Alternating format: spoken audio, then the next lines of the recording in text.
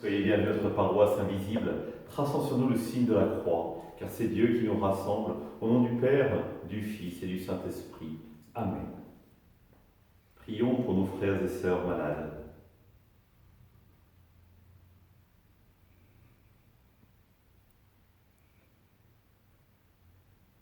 Prions pour les soignants et tous ceux qui œuvrent pour le bien commun.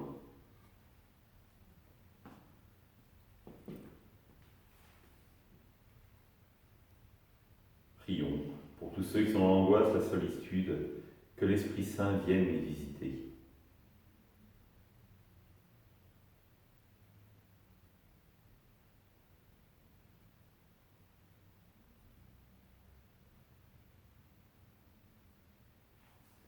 Et pour manifester notre communion, je vais maintenant allumer cette bougie au cierge pascal.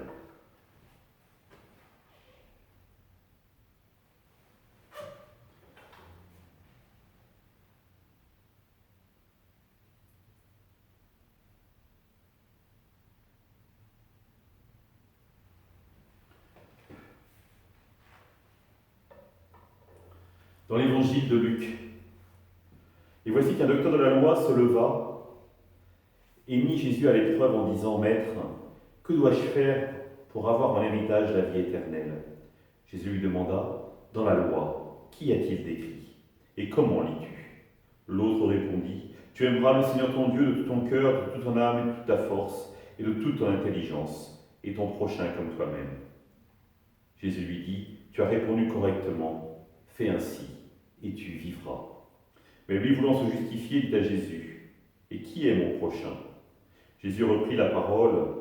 Un homme descendait de Jérusalem à Jéricho, et il tomba sur des bandits. Ceux-ci, après l'avoir dépouillé et roué de coups, s'en allèrent, le laissant à moitié mort. Par hasard, un prêtre descendait par ce chemin. Il le vit et passa de l'autre côté. De même, un lévite arriva à cet endroit, et il le vit et passa de l'autre côté. Mais un samaritain qui était en route arriva près de lui. Il le vit et fut saisi de compassion. Il s'approcha et pansa ses blessures en y versant de l'huile et du vin. Puis il le chargea sur sa propre monture, le conduisit dans une auberge et prit soin de lui. Le lendemain, il sortit 2 pièces d'argent et les donna à l'aubergiste en lui disant « Prends soin de lui, tout ce que tu auras dépensé en plus, je te le rendrai quand je repasserai. » Lequel des 3, à ton avis, a été le prochain de l'homme tombé aux mains des bandits?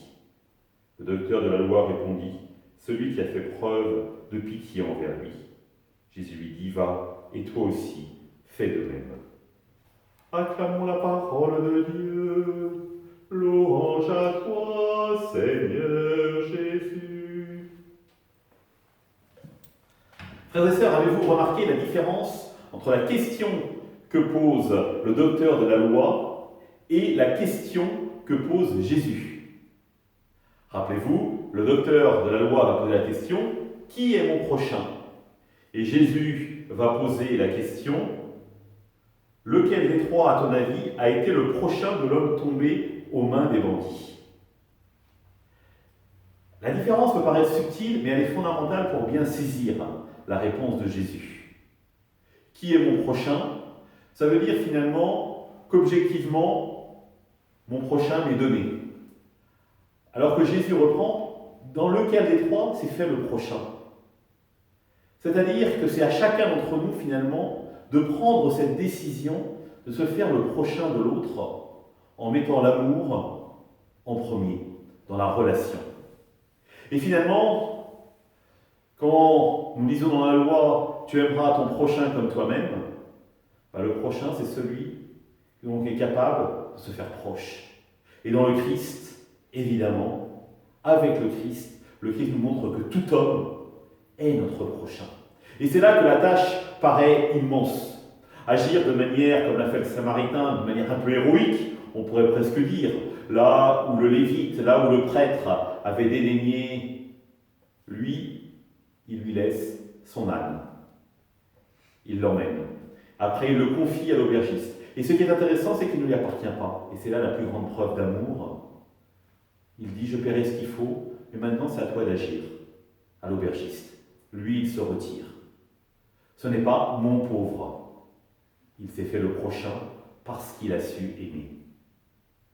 Et ça nous interroge peut-être, nous personnellement, notre manière de nous situer par rapport aux autres, et notamment aux personnes les plus pauvres, les plus vulnérables. Elles sont notre prochain. Comment les considérons-nous? Est-ce que vous êtes capable de me citer le prénom d'une personne qui fait ce qu'on appelle partie du quart-monde, ou d'un SDF, ou éventuellement d'un migrant qui est sans domicile aujourd'hui? La question que je vais vous poser va vous paraître redoutable. Vous êtes-vous fait proche de ce type de personnes, de ces personnes-là? Évidemment, nous sentons dans ces cas-là un certain malaise, en disant « je n'en ai pas croisé, je n'ai pas pris le temps ». Et pourtant, être chrétien, c'est accepter de se faire le prochain de toute personne en difficulté. La tâche peut paraître insurmontable, alors peut-être faut-il commencer par la première étape. Accepter de se faire le prochain de quelqu'un avec qui on est en difficulté, ou que l'on connaît, que l'on sait en difficulté. Et manifester notre présence à ses côtés, lui donner son amour pour l'aider à avancer, à se relever. Être quelqu'un de passage, comme le Christ l'est fondamentalement auprès de ses contemporains. Il fait le bien et il passe. Et les gens, en le voyant agir, rendent gloire à Dieu. C'est peut-être à notre tour d'agir comme le Christ. Ainsi les gens, en nous voyant agir, pourront rendre gloire à Dieu et louer les merveilles de Dieu au milieu des hommes. Ensemble, nous le prions. Notre Père, qui es aux cieux, que ton nom soit sanctifié, que ton règne vienne, que ta volonté soit faite sur la terre comme au ciel. Donne-nous aujourd'hui notre pain de ce jour. Pardonne-nous nos offenses, comme nous pardonnons aussi à ceux qui nous ont offensés. Et ne nous laisse pas entrer en tentation, mais délivre-nous du mal. Et que le Seigneur nous bénisse, qui nous accompagne pour la journée, nous garde dans la paix. Au nom du Père, du Fils et du Saint-Esprit. Amen.